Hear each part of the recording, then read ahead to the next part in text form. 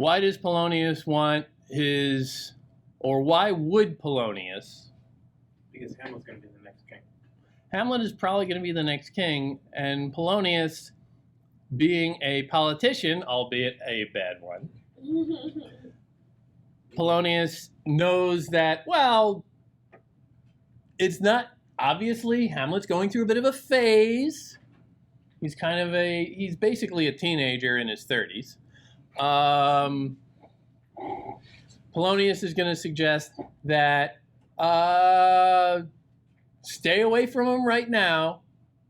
But, you know, you got to be nice to him. He's still the prince.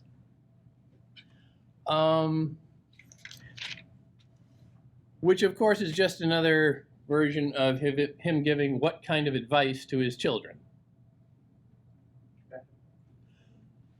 Superficial. Selfish. Sure. Be something else. Put on a mask.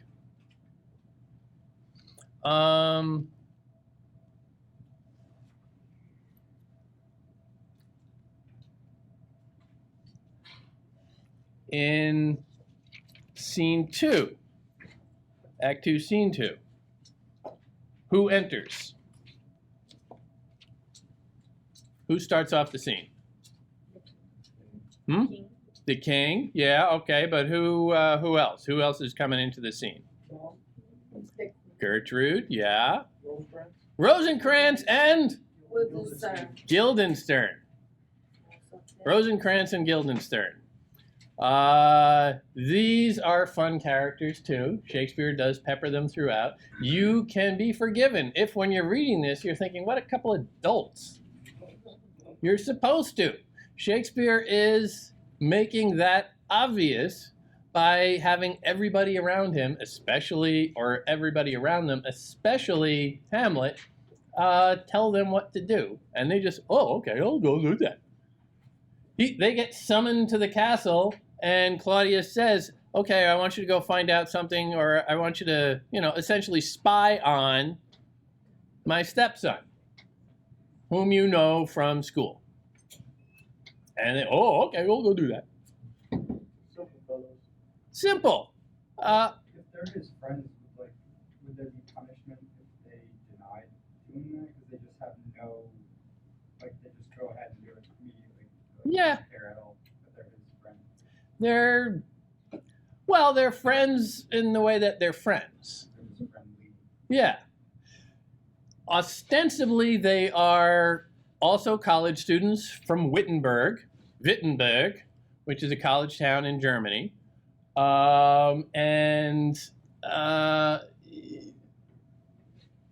know a lot of people when you go to college with them. And some are friends, and some are just, yeah, right.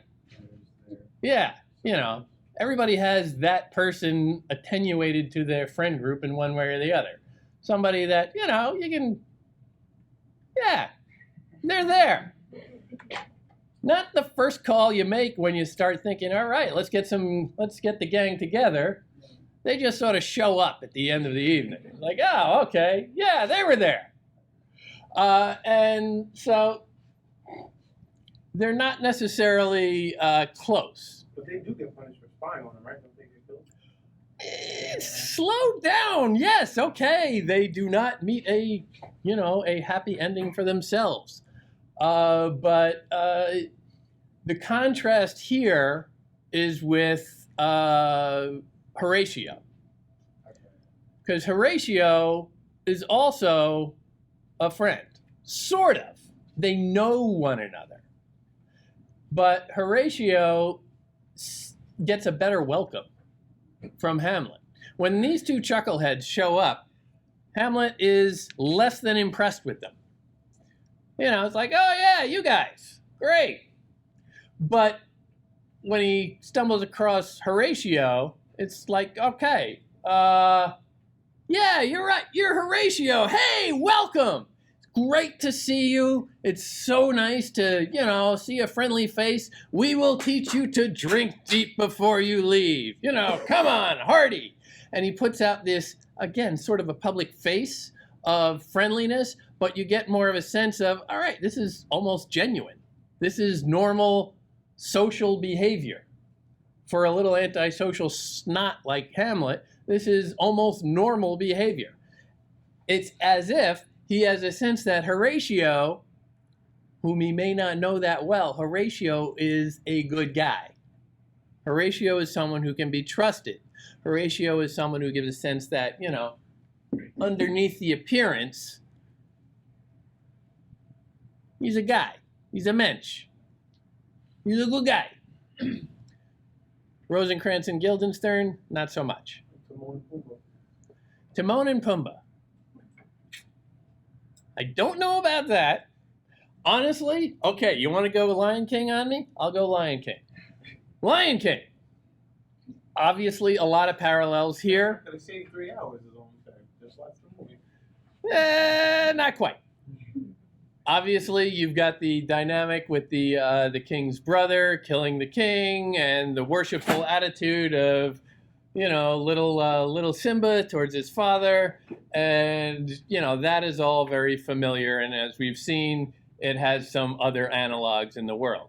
I would argue, however, that Timon and Pumbaa function in that story as the character I mentioned earlier from the other play, Falstaff, functions in Henry IV.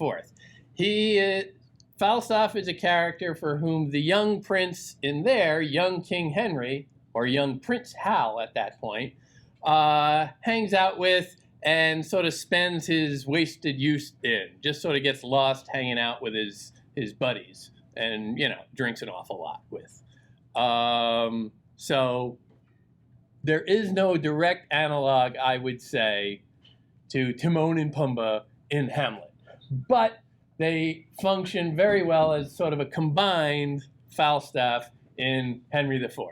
So there. But obviously, again, yeah, there's Lion King stuff all over this. And if you want to watch Lion King as the shortcut to this, there's some stuff there. Dad comes into a dream. Exactly. You got to watch. There's... Wouldn't it be better to watch Hamlet? Yes! And there are a lot of versions of this. There are, you know, there are versions that are true to the original text. There are versions that make significant editing to get it down to time. There's an old German version that's silent, which makes, I believe, Hamlet a woman, which is kind of drawing on an earlier tradition from the 1800s. This has been done over and over and over again, and it's always somehow kind of fun. It's always somehow fresh. You can do an awful lot with this. In some, Claudius is really evil. In others, he's just, you know, a guy in love. You can make a very good case, and many people have, that Claudius is genuinely in love with Gertrude. They speak very well of one another. At a point towards the end, and again, I'm going to be jumping around here, at a point towards the end, when Laertes comes back after his father's death, the king is explaining to Laertes how Polonius died. Gertrude jumps in and says, "It wasn't the king." She's protecting him. There's a real bond there. And that can only lead you to speculate that, well, maybe the story of the scheming Claudius, who, you know, just killed the good king so that he could steal the throne himself, maybe it's a little more nuanced. Maybe it's not that surface easy story.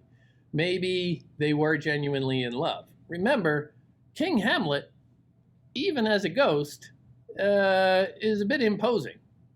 Not a warm, fuzzy guy. Hamlet's relationship with his father is not buddy-buddy. And would you want to be married to that? Yeah, little, you know, takes himself a little seriously, I would say. Avenge me! How can you have a conversation with that guy? You can't. So those little moments where Gertrude and Claudius show real affection for one another makes you think that, well, yeah, maybe they were having an affair for a long time, but maybe it's understandable. And remember also, what's that? It could be a mix of both. Yeah, it probably is. And we'll never know. Just like we'll never know what's going through Mona Lisa's head, there's so much complication there, so many layers to unpack that are just hidden behind a veil of mystery. We can spend forever speculating, but we'll get no further. Which is another theme of this play. But anyway, let's not get too far off. You can go so far with this.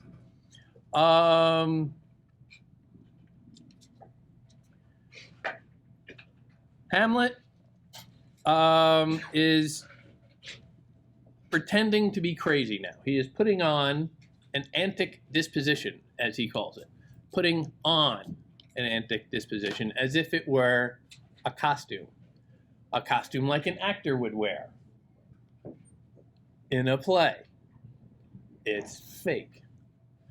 He is doing this to confuse everybody, to throw them off. But why? Why does he want to throw everybody off? Because he's about to kill the king. He's about to kill the king. Why hasn't he? He's incompetent.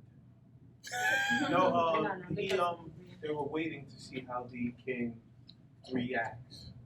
Right? If he reacts a certain way, then he's gonna kill him. Okay, reacts He to thinks what? He's gonna kill the king. Reacts to what? To the play, right? Okay, but you're jumping ahead here again. Yeah, but so far, he doesn't know that there are actors coming, that there's going to be a play. He doesn't know anything. I mean, it's just like, he's not sure yet, because he just saw it goes, and all he said was just like, you need to avenge me. There's like no concrete evidence. Yeah, but he seemed pretty sure when Oh, yeah, that's true. the ghost walked off the scene after saying, "Avenge me." He's like, "Yes, I will do it." And the next time we see him, we're like, Hamlet. Hamlet!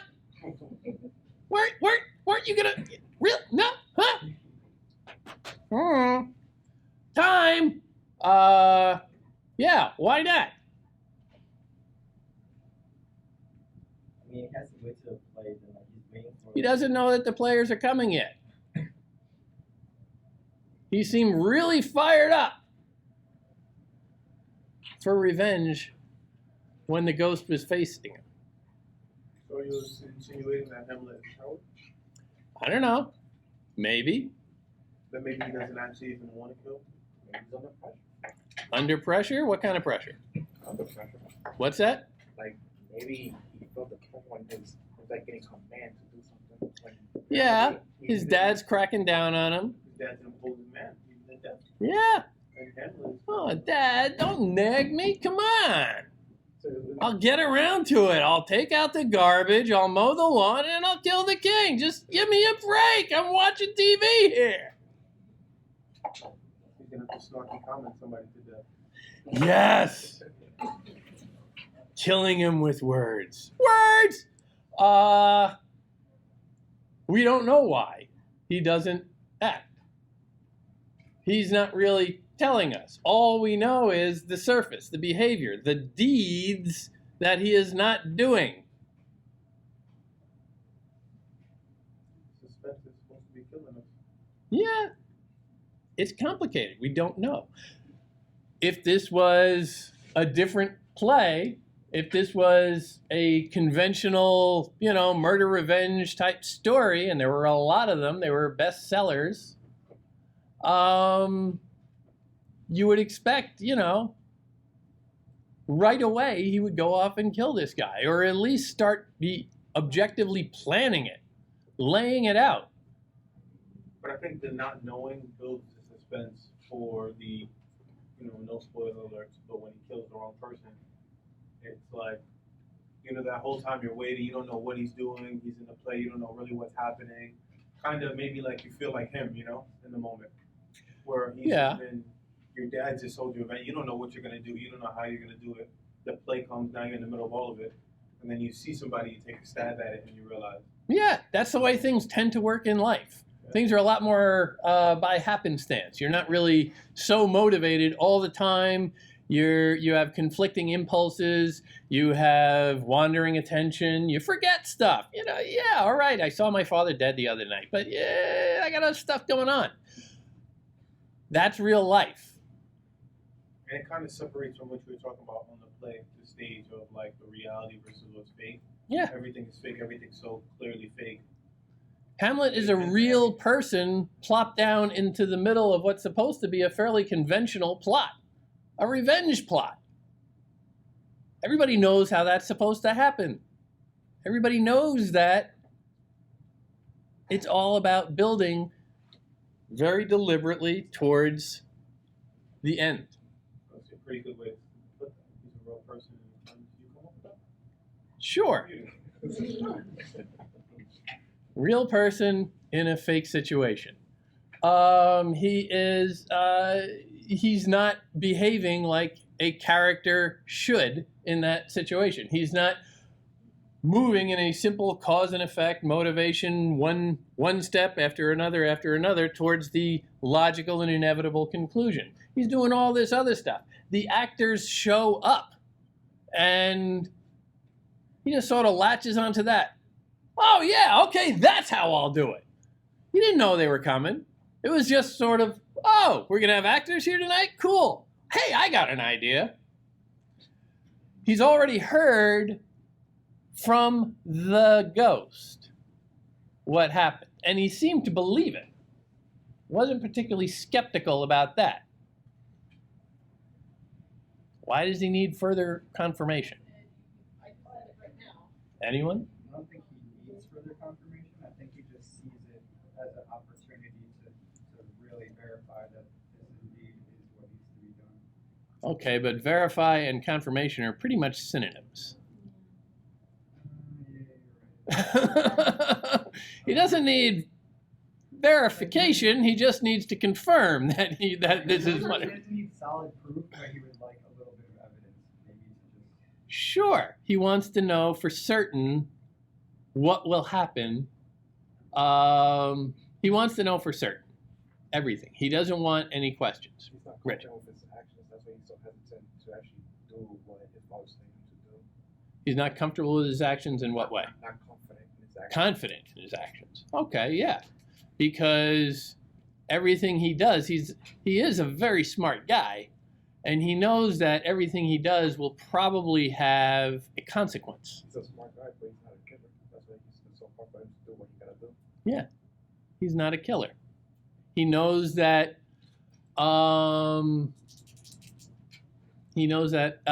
Whatever he does, there will be some fallout from it. When he comes across Claudius praying after the play, the play happens. His trap works. Claudius, who must be the worst poker player in the world, suddenly gets up in the middle of the play and says, "Oh!" And he storms off. And people are going, "Oh, I wonder what bothered him." He goes off, and Hamlet sees him later on, just a few minutes later, supposedly, and Claudius is praying. He has just admitted that he killed his brother. The cat's out of the bag. The audience is now in on it. The audience has confirmation. Theoretically, Hamlet does too. Claudius is praying. Hamlet comes in. It's alone. It's quiet. Claudius's eyes are closed. His back is turned. He is, down, praying, still. It's an ideal moment to kill him. Why doesn't he? I love a man who says, I can't kill him while he's praying because I don't want him to go to heaven. Now that's the next level spiteful. It's also showing he understands what? What does he understand? The situation of the truth. Like how he knows what happened. He knows what happened. He knows that this is, in fact, his father's killer. He knows that everything he believed about him has now been made true. It has been scientifically, empirically proven. There is no doubt anymore. Because he prayed? No, because he admitted his guilt. Claudius admitted his guilt. The audience hears that. Hamlet now understands this. Hamlet is now fully confident of what he is supposed to do, but he doesn't because Claudius is praying. And to kill somebody in the act of prayer is basically express ticket to heaven. I don't know if that's how that works. Well, I'm not going to get into the theology of it, and I'm probably wrong. This is not, hey, I can kill someone if I just pray right after? All right. I'm not telling you that while I've still got your grays hanging over you.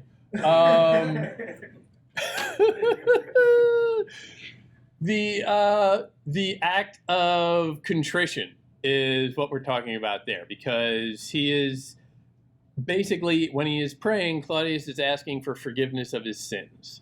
And whether or not he is fully forgiven at that point, or maybe just partially, and Couple hair married. yeah, maybe Claudius is at least getting himself in the on-deck circle, if not all the way into heaven. But Hamlet has the presence of mind to not give into the bloodlust that he now feels very fired up. After the play was very exciting, there's lots of noise, he's all jazzed, he's emotional, he's almost irrational. But at that moment, he pulls back because he has the ability to think through and see consequences to his actions. To see that killing him right now is not the worst thing I could possibly do to him. Plus, from a simple political thing, if he kills the king, Claudius is still king. And whether or not Hamlet is prince, there might be some fallout for that. Just because you're a prince doesn't necessarily mean that you automatically become king when you kill the king. Probably people could see him as a betrayer instead of Yeah. I think we have seen that Claudius could arguably be seen to be a pretty decent king, a good administrator. Hamlet, probably not so much. because of his behavior. Yeah, Hamlet's reputation at this point also is that he is crazy. It's going down. He's been pretending to be crazy. And, to everybody else, judging him by the appearance, like, well, gee, you killed the good king, and now you're crazy and you think you can just slide into the gig? That's a bumpy defense to launch at your trial.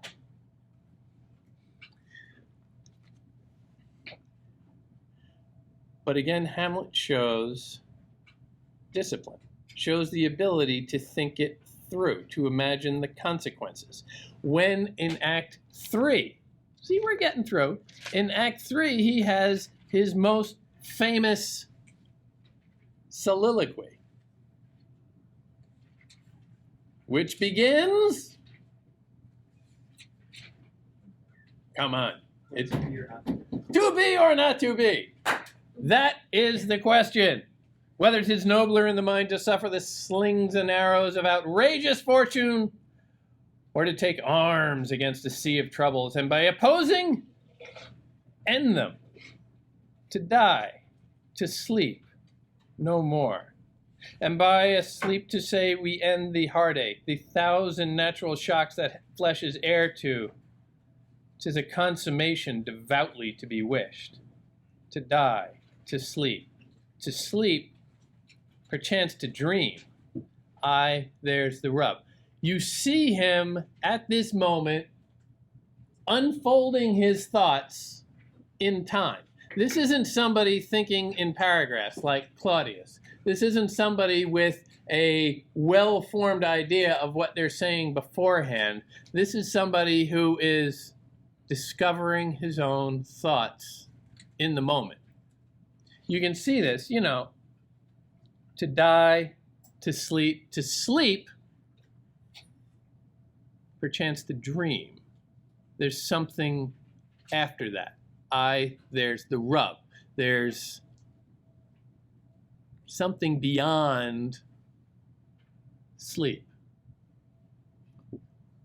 If sleep, in this case, the metaphor is for death, what is beyond death? Evan? Eternal damnation. Eternal damnation? Why? Because you murdered my father. He's not talking about murdering Claudius here. He's talking about what? Himself. And doing what to himself? Killing himself. Suicide is frowned upon. You kill yourself, that's an express ticket. Not up. And that's why they didn't want Ophelia, like, because they felt like she could Ophelia's death was considered suspicious, and she could not get full funeral rites because of that. This is a very real thing. The idea that the meaning of her actions or her deeds had a particular significance that meant something and that had consequences. And Hamlet is very aware of consequences. Hamlet is suffering because of his ability to see consequences. He wants to enact revenge against Claudius, but he's always thinking of consequences. He's never getting off of his ass, quite frankly. He's always thinking. He's an overthinker. He's an overthinker, exactly. And, you know, thinkers are great. I'm an academic, I have to say that. But they're really worthless. You know, there are people in the world you want to be focused and goal-oriented. And then there are thinkers. And very rare do those two meet. Obviously, there are some extreme examples on the national scene today, but I'm not going to go there. Hamlet is always thinking. He's always getting lost in his thoughts. Remember Mona Lisa. Those thoughts are endless. The human mind is endless. The ability to fold and refold and enfold everything in the mind is infinite. So when he says, there's the rub, he's working it out in time. We are inside his mind now. We are now halfway through the play, the beginning of Act 3 in a 5-act play. And Hamlet is sitting in the center of the stage, generally alone. Ophelia is off on the sidelines, kind of watching him. And Polonius is watching her watch him. Because somebody is always watching in a play. And maybe Hamlet is pretending right now. Maybe this is part of his antic disposition. Maybe he is performing in an appearance of crazy, contemplating suicide out loud for anyone. Oh, there's somebody listening. Oh, I didn't know that. I certainly wouldn't have said those things out loud if I did. So maybe it's true, maybe it's not, maybe it's sincere, maybe it's not. We don't know. It is impenetrable. It is the undiscovered country from whose bourne no traveler returns. That's an interesting phrase, no traveler. Remember again, this is the age of discovery. This is the age where people are suddenly going around the world. We can do anything. We can circle the globe. Well, there's one thing you can't do. There's one trip you don't come back from. You can explore it. It's a one-way ticket. And that's what Shakespeare is coming up against. In this age of discovery, when people are feeling pretty good about the power of human reason and saying, we've mastered the globe. We can go all around the world. We can do anything. But can we? The power of the human mind has limits? Or is it so unlimited that it's ultimately impotent? Because Hamlet is drowning in his own thought. The analogs to this, the comparisons, the parallels of Laertes and Fortinbras, they're not lost in thought. You can make a pretty decent argument that Laertes is kind of a dummy. He just wants to go back to Paris and have a good time. Then when his father comes back, he comes charging back, or when his father dies, he comes charging back, ready to, show me who to kill. And Claudius gets to him and says, well, yeah, okay, not me, but I'll show you who to kill. And Laertes just goes, oh, okay, me kill. Big dope. Laertes is not that bright, but Laertes is decisive. Laertes is a man of action. Hamlet is not. Hamlet is not a man of action. Hamlet is a man of thought. Man of thought, man of action. Can they ever be one? What is the natural limit of one? Who is the more heroic? King Hamlet, his father, was a man of action. Big soldier. Tough guy. Hero. Godlike. Dead. He was so busy being a man of action, maybe didn't take care of the wife at home. Maybe he was so consumed with his own image, Hyperion, that he didn't notice that his brother was scheming against him. And that maybe his wife was in on it. We don't know. Kind of a dope. Great warrior, maybe not so good at reading people. And generally speaking, great warriors are good on the battlefield. You want to run a country like a politician as a king in peacetime, you need a different skill set. The limits that Hamlet bumps up against are just human limits. And it is his particular genius that his mind is his only limit. And it's only a limit because it's unlimited. It's a paradox. It's a puzzle. It's something to unfold. Ophelia. I don't want to get too far away. Ophelia comes on him while he is in the middle of to be or not to be. He is confronting the limit of human reason, and then Ophelia walks in. Ophelia is a tough role, quite honestly, from a theatrical production standpoint. I personally have never seen a production of Hamlet where I didn't just want to punch Ophelia in the face. Actresses really struggle with her.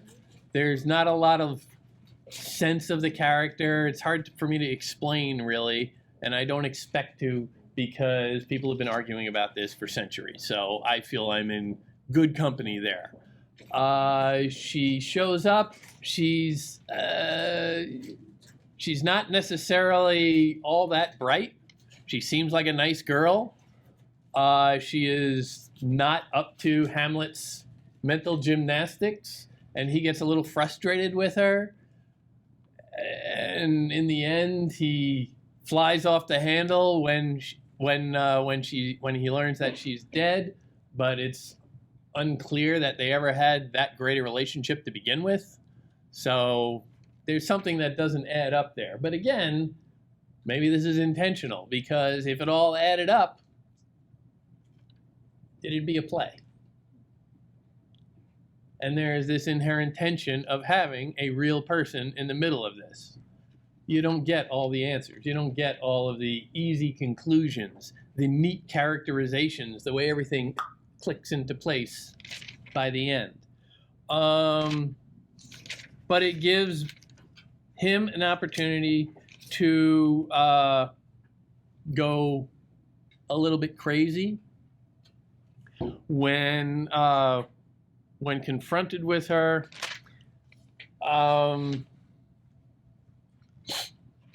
They have a very interesting dynamic that allows him to sort of play with her in a way that is almost self-destructive. She is not up to keeping up with him. She's not as smart as he is. So all of his, wordplay just straight over her head, and she, gets confused, and she's kind of just used in the middle of the stage as something for him to dance around and prove that he's pretending to be crazy. And everybody can see, oh, look, he must be crazy. There's something more there. I don't know what it is, but the fact that I am asking about that, I think, is the point. There's always a mystery. The players come in, a play within a play. Gee, play within a play. You're watching a play. You're watching other people watch a play. At one point, you have Hamlet watching Claudius, who's watching the play, which is about a version of what Claudius did in the story that the king told at an earlier point in the play. And you can see this sort of collapsing in on itself as it just gets one mirror after another mirror after another mirror, and it's like walking into the funhouse. It's just chaos when you think of the levels. But again, it is all an illusion, all surface appearance, all supposed to be a little confusing.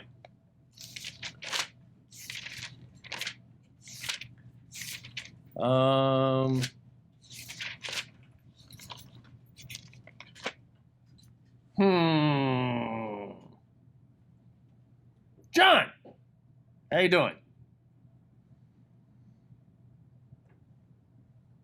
Okay. Didn't realize. Sorry.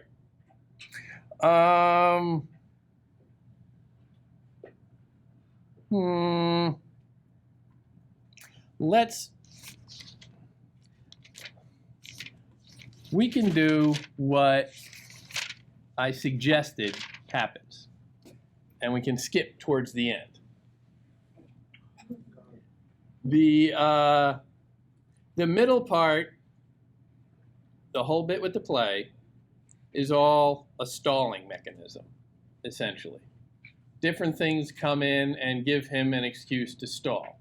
I was going to kill my stepfather, but then I heard the actors are coming. I was gonna say that with the praying thing. Like, do you really think that he really cares about going to heaven, or he just hasn't fully committed to killing him yet, or that Aaron knows how he's gonna do it, and so he's just trying to stall and find a way? It is another convenient stall. Like, he's praying on Like, wasn't it said that his father didn't get a chance to do the same thing that Claudius was doing, like praying and get rid of his sins before he was killed? So Yeah. he knows that there's no chances that went to heaven, so he doesn't want In I think the first real speech of the ghost, when he starts to unveil the story, he says, I died with all my sins upon my head. He didn't get a chance for last rites or any of the ritualistic aspect of it that would absolve him of the sins. And he's a warrior. He's done some stuff.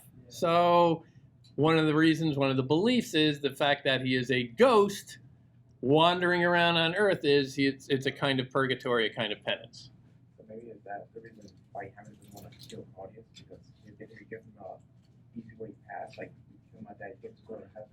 If I kill you, I'm just basically in your footsteps, going to the same place my dad's at. Sure. Possible. Claudius doesn't go to heaven and he just haunts him just like his dad is. True. They could have a whole club going about, people hectoring him. Yeah, he doesn't want that. He is always thinking of the next step. He can't act because, well, gee, if I do this, something else is going to happen in consequence. They stuck with the what if. Yeah. This, then this will happen. But if that happens, then this will happen. But in the end, they all, he does all this overthinking and he's all stuck in his head and he worries all through the play. But the guys who just act and they act on emotion, they all end in the same place. They're all dead. The only difference between him and what's the Lyestro? What's his name? Laertes. The only difference is that you had a whole month of just agony and pain and fighting depression and all this stuff going on in your head. You got both dying. It wasn't really worth it. When they are in, I will step back a little bit. When they are in the graveyard in Act 4, the graveyard scene is very famous. It's all famous, but Hamlet and Horatio are coming back from they're on the road. They come across this graveyard. They're on their way back, and they meet this gravedigger. And there's, two gravediggers. One of whom is quite chatty. Another Shakespearean fondness for ordinary people with just, a funny moment. Usually following a very serious moment, he'll have, let's lighten the mood a little. And he'll bring in this, colorful little character and give him some funny lines, and it's sort of amusing. And of course, here you've got this image of this old crusty gravedigger, common working guy, who's got a lot of opinions about things, and he's seen a lot of stuff, and he's not afraid to talk about things, because these people who like to talk, they'll go on and on and on. I don't know where they get it from. Yeah, but they come across this guy, and he is digging a grave. And he's coming up with these old bones and stuff, these old skeletons and pieces of people from, nobody said it was a new grave, but they're digging it and they're coming up with little things and they're tossing out of this hole bones and skulls and stuff. And Horatio and he are talking, and at one point Horatio says something like, that one might have been Alexander. And yeah, Alexander the Great, conquered from Eastern Europe all the way into Persia, the greatest general of his age, and he ends up worm food. What an old man playing with his bones. Yeah. We all end up in that same place. No matter what we do, we will all end up dead. Shakespeare dwells on this quite a lot. Skull, right? Exactly. At one point, at first he hears about one, he's like, oh, well, that guy, well, he was a lawyer in the court. Yeah, and they talk about him and all, but, really, who gives a damn about a lawyer? Lawyer, okay, good, at least he's dead. I'm married to a lawyer. I love lawyers. But at one point, they toss up another one, and he says, well, who's that? Oh, well, that's Yorick, the king's old jester. And Horatio and Hamlet are a little struck by this. And Hamlet has a moment, and he realizes, whereas he was kind of flippant about the lawyer and the idea that, Alexander's dead or whatever, he sees the skull of this person that he knew when he was a little boy. The jester is somebody who's just there for entertainment, to create moments of joy in the court, and was obviously a fan, or was obviously beloved by the young son of King Hamlet. King Hamlet, again, being not the most fun guy in the world you can imagine, But this clown just made things a little bit lighter for, let's say, an awkward son who didn't know how to relate to his parents very well. So it's like your old babysitter. And he gets the skull and he's sitting there staring at it on stage. And he says, "Alas, poor Yorick. I knew him, Horatio." And he starts to say about like how much fun he used to be when he was a little boy and how all of his little games and jokes and liveliness have come to this. Those lips that I kissed 1,000 times are now gone. It's just a skull. The human body has been stripped naked of its flesh so that he can see what's underneath it. And what's underneath it? Boom. Bones. Death. A skull is a symbol of death. Think about like the pirate flag, skull and crossbones. You see a skull, you think of death. At that time, skulls were actually, and had been since the Roman era, skulls were a common, I don't want to say decoration around a house, but you would find them in the study of, scholars, because it was called a memento mori, a remembrance of death. No matter how smart you think you are, no matter how many books you have lining your library that you can claim, "Oh, I know all that, I'm smart." No matter how many times you circle the globe or conquer foreign lands, You will die. you will die.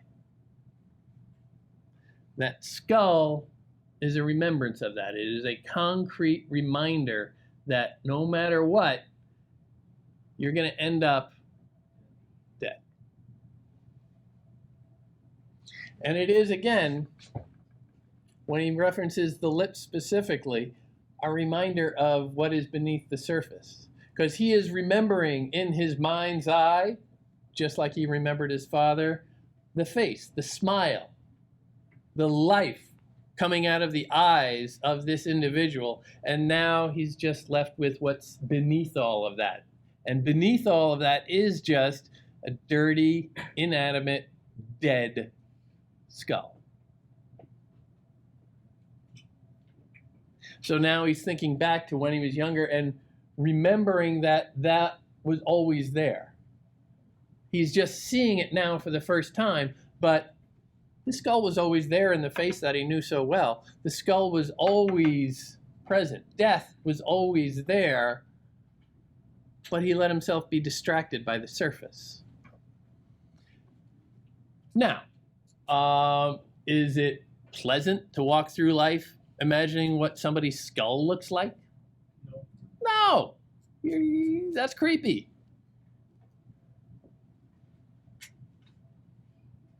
Is it wrong to ignore that, to forget about that, to live with the surface of the face, which is, after all, just a kind of like clothing that you can put on, something to hide behind, something that ultimately time and nature will unfold?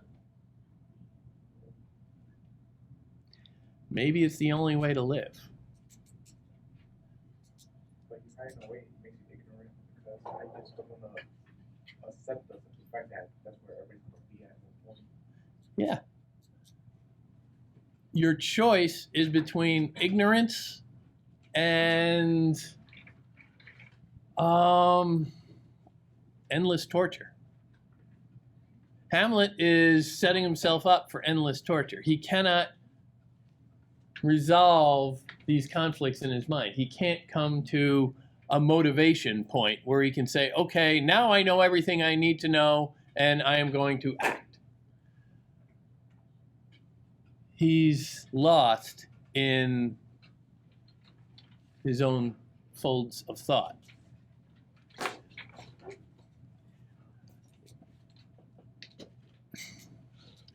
look at comparison between him and Claudius, or any of these other men of action in this play. Fortinbras, Laertes even Polonius to a certain degree, who functions within the court. Yes, he's kind of a doofus. Yes, he is very two-faced, but there's no indication that he's not good at his job. Maybe the world needs less dwelling on the imponderable. Maybe it needs fewer people who will spend interminable lines pondering to be or not to be. Ultimately, that doesn't help anyone. It doesn't advance the cause. Or does it? Is that helpful in any way? Having someone think like that?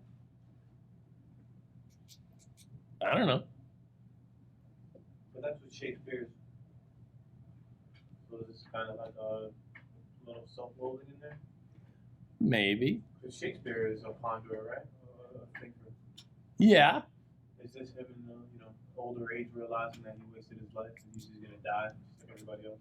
Maybe. Maybe he is confronting his own mortality in that skull and realizing, yeah, okay, I am the most popular playwright in London right now, but I'm getting up there in years. You know, I'm in my 40s now. That's practically ancient. I think he died at 56, so I will say that, you know.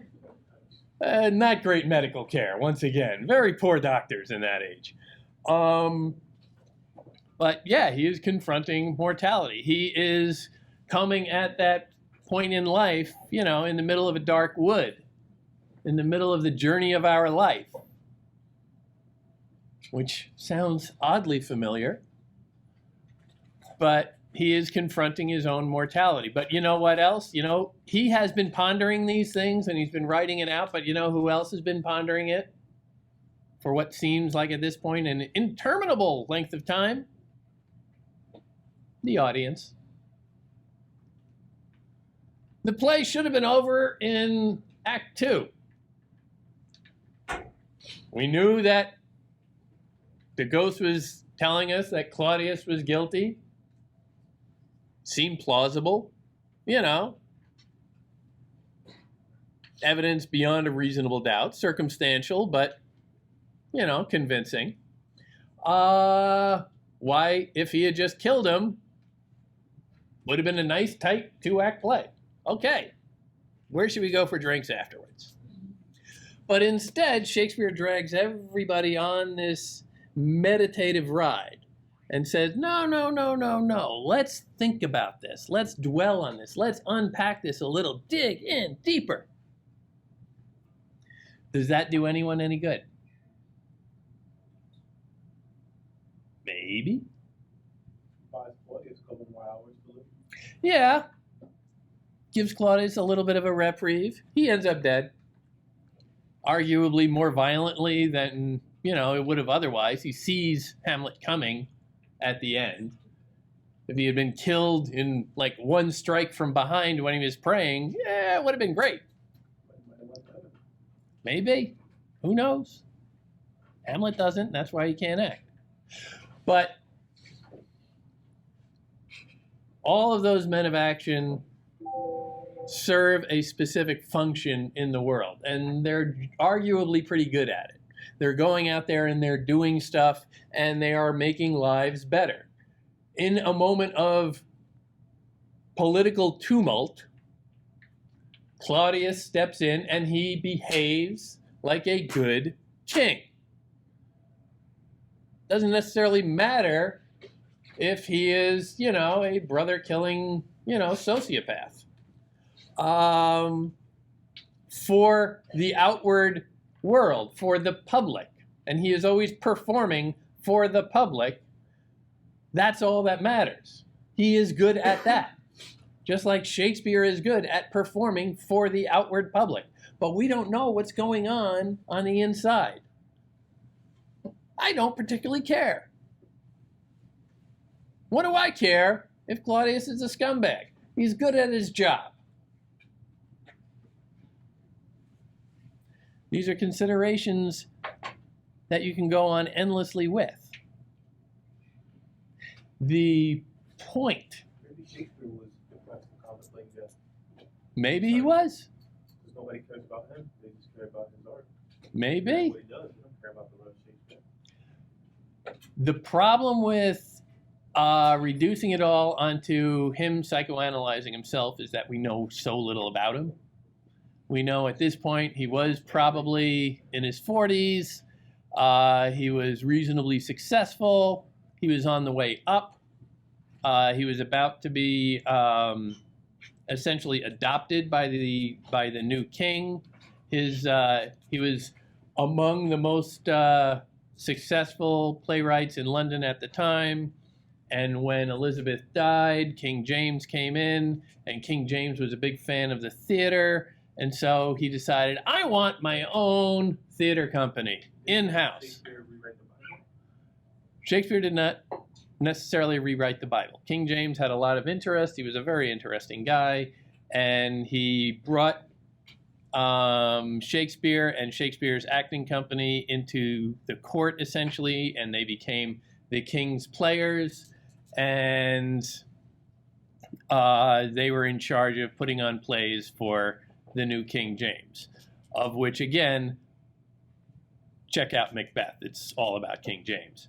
One of King James's other big contributions culturally was, yes, rewriting the Bible, translating it into English, and for which he gathered some of London's most noted scholars and artists and had them create the King James Bible, which today is still a standard of, beautiful translations.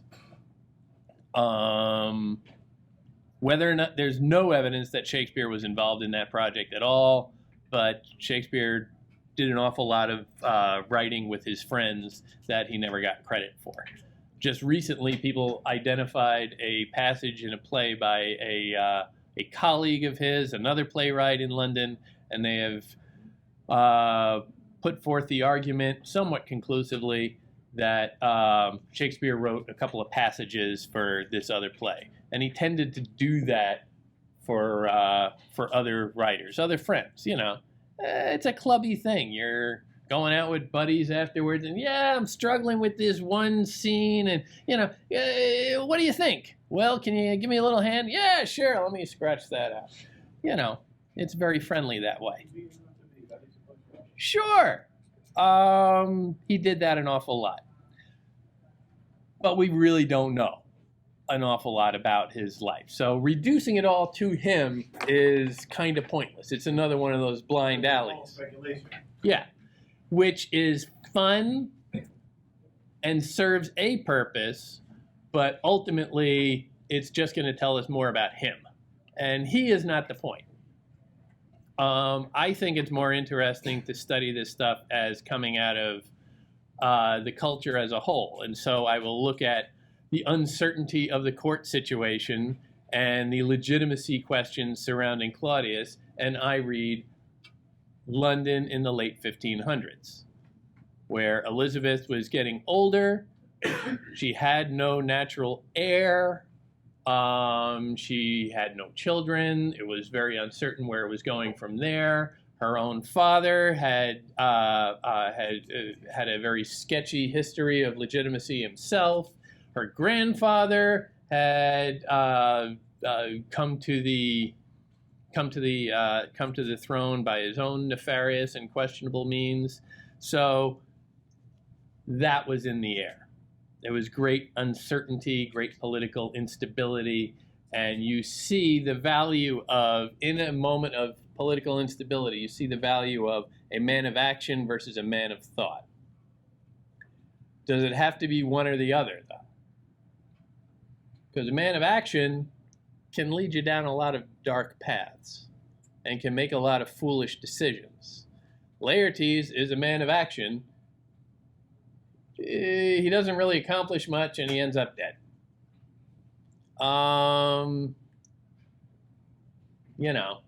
What good does that do anyone? Hamlet can think, can see consequences, can see around 3, 4, 5, a dozen moves ahead in any action that he might do. And he thinks about stuff in those terms. I'm not going to act rashly. I'm always going to think things through. That's the sort of thing you tend to want in a prudent leader. But at a certain point, they need to stop and become a figure of action. At what point, though? You're one or the other? Is there a happy medium? Is it possible to be a man of action who is also a man of thought? It's like, what's his face? Who? That who wants to kill, the son of the guy who Hamlet's dad killed? Fortinbras. Fortinbras. Yeah.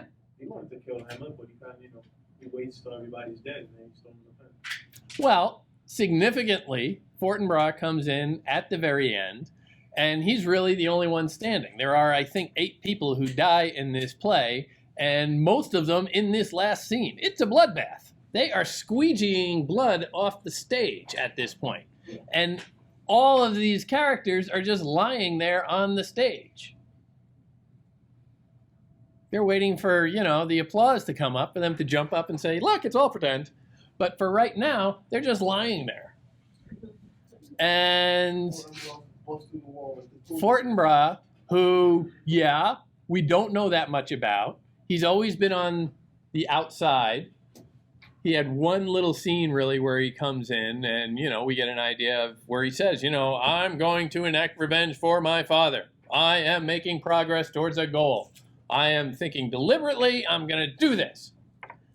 We don't necessarily know how much thought is going through any of these decisions he's making, any of these actions he's taking, but you got to admit, okay, he's making progress. He was the very first thing that Claudius brought up in the beginning of his speech, so he's been present with this for a while. He is making progress, getting closer and closer and closer, until there he is at the end. He is literally the last man standing.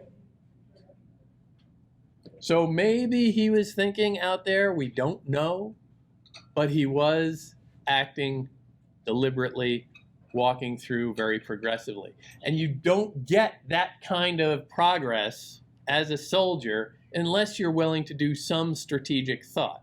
He didn't just storm into the castle with, a half dozen guys behind him and say, damn it, let's fight. He would have been slaughtered. He's been working his way slowly and progressively through the countryside to get to the castle. That shows that he was probably thinking things through a little bit. Again, we don't know. Could it be like Hamlet is on the spectrum of being way too thoughtful, and then like Laertes and like everyone else is just like way too much for action, and then Fortinbras kind of like right in the middle with enough thought and enough action, and he's at that moment when he comes out on top? Yeah, maybe. I don't know that because he is on stage for so little time. I'm a little uncertain about pinning that where he is sort of the chosen one. I think it's very clear that there is, as you say, a spectrum of behaviors that we're being asked to judge. Of, man of thought, man of action. Whether or not he is, the fulcrum right in the middle, I'm not sure. But again, that kind of clarity is something I would expect from a play. Something that is very artificial and, plotted very exactly to give him just that central role. Where at one point you're showing him like having a thoughtful moment and then, all right, I've done my speech, now I'm going to go out and kick some butt. And that's very fake. That's very artificial. That's a writer sitting back and saying, well, yeah, if I wanted to couch him as that, I would need that scene. Let's just plug in that component so that the engine will work. But that's just more artifice. That's just more smoke and mirrors. And Shakespeare's whole thing here, it seems to me, is to hold out that example of you're just watching a play, but try and undermine that at every turn to prompt different responses. It would have been the easiest thing in the world for him, and in other cases he did do it, to write exactly that kind of a play where somebody does what they need to do for the plot to move on. You know, they do exactly what they're supposed to do and say exactly what they're supposed to say at that moment so that the plot can move on to the next step. That is drama. Shakespeare is cracking that open a little and saying, you know, let's see what else we can do. What kind of reality can we create? It's basically, it's shattering the fourth wall, which in theater and TV and movies is when you sort of speak directly to the audience, which is basically what they're doing with the soliloquies. They can do it where they're just sort of thinking and looking off to one another, or they can directly engage with the audience and look them in the eye and talk to them as if they were an active participant in what they're doing. It's the same thing as when you're watching a movie and a character starts talking to the camera. Like, whoa, you know, no, I don't want you talking to me. I'm sitting here in my underwear. You talk to that person. It's a way of disturbing the audience a little and reminding them that it is all just a game. It is all just smoke and mirrors. You can't buy into the illusion. You need some balance between just accepting the surface of everything so that you can act, which is what most of the characters are doing here. And you need that counterbalance of being able to see through it, because Hamlet is routinely running rings around everybody on stage. He is smarter than all of them. And they are weaker because of that. They're too dumb to really have much power. It's a good thing Denmark is a small country.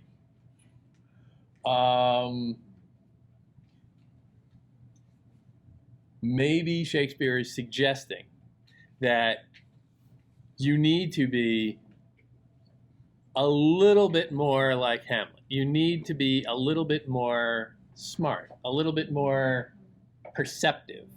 You need to have more of a sense of how to see past the appearances, how to unfold what's in front of you. But you also need to call an end to it at a certain point. You need that backstop, because as they are discovering throughout the Renaissance, the mind is infinite. The mind goes on forever. It's not the earth. It's bigger than the earth. The earth you can now sail around. We've done it. Conquest. There's no such thing as that with the mind. You disappear forever. You can go on forever. It is infinite. And this is what the Renaissance is learning. It's that tension between the here and now and eternity. It's Dante standing on the earth and looking up at the stars. It's knowing that the only limits are the ones you're imposing upon yourself, or have the discipline to impose upon yourself. You feel confident, but confidence can be a trap.